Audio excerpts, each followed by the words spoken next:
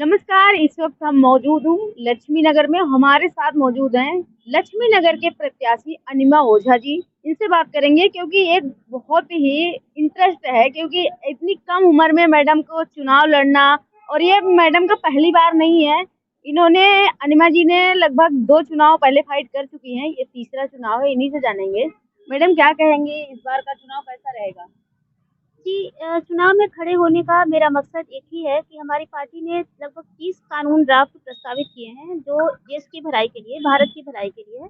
तो उन्हें लागू करवाना ही मेरा भी उद्देश्य है और मेरे साथ जितने भी प्रत्याशी खड़े हैं दिल्ली से, सबका यही उद्देश्य है कि वो कानून देश में लागू हो और ज़्यादा से ज़्यादा जनता के बीच जाकर हम इन कानूनों का प्रचार कर सकें।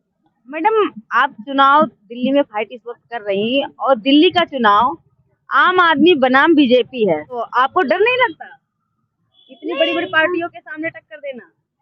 नहीं, ऐसी कोई बात नहीं है। जैसे आम आदमी पार्टी, बीजेपी ये सब ऐसी पार्टियाँ हैं जिनके पास बहुत ज़्यादा पैसा है, रिसोर्सेज़ है। हम एक छोटी पार्टी हैं, हमारे पास पैसा और रिसोर्सेज़ नहीं।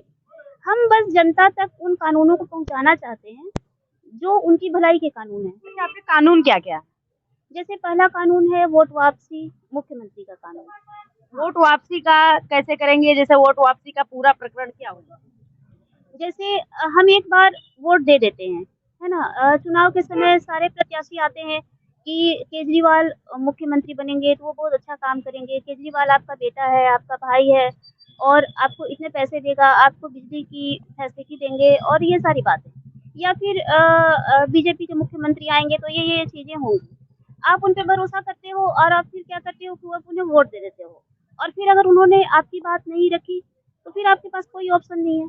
तो इसके लिए हमने प्रस्तावित किया है वोट वापसी मुख्यमंत्री का कानून। मुद्दे और क्या क्या रहेंगे, और मुद्दे क्या क्या रहेंगे वोट वापसी के अलावा, और मुद्दे क्या क्या रहेंगे। और मुद्दे हैं कि जैसे सरकारी ज़मीन की लिस्ट सार्वजनिक होनी चाहिए। जितनी भी सरकारी ज़मीन है, जैसे अगर अकेले दिल्ली की बात करें, तो अगर सार्वजनिक किया जाए सरकारी ज़मीन को, तो लगभग 100 करोड़ स्क्वायर फीट ज़मीन जो है सरकारी, वो खाली पड़ी हुई है।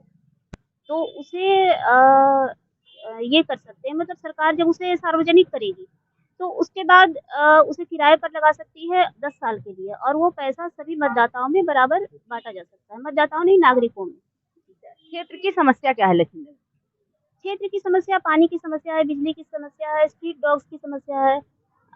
गली में गाय घूमती रहती है, कुत्ते घूमते रहते हैं, ये सारी समस्याएँ हैं। गंदगी बहुत ज़्यादा है, तो ये सारी समस्याएँ तो हैं। आप जीत कर अगर आ रही हैं तो किन मुद्दों पर ज्यादा प्रायोरिटी बेसिस पे आप काम करना चाहिए। अगर मैं जीत के आती हूँ तो लोकल मुद्दे तो हैं ही। अपने क्षेत्र को साफ-सुथरा करना और स्ट्रीट डॉग्स की समस्या दूर करना, स्ट्रीट में जो गायें घूमती रहती हैं उन्हीं को गौशाला में रखना।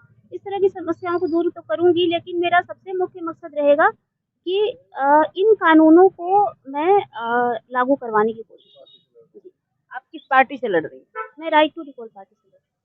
इस पार्टी का बेसिक मुद्दा खाली बस कानून वापसी और ये जो आपने लिस्ट बताई है यही है, या ग्राउंड पे भी कोई जैसे समस्याओं को लेकर भी इसमें आपके मैनिफेस्टो में क्या रहेगा। ये सारी जितने कानून हैं ना, ये ग्राउंड की ही समस्याओं के तो कानून हैं।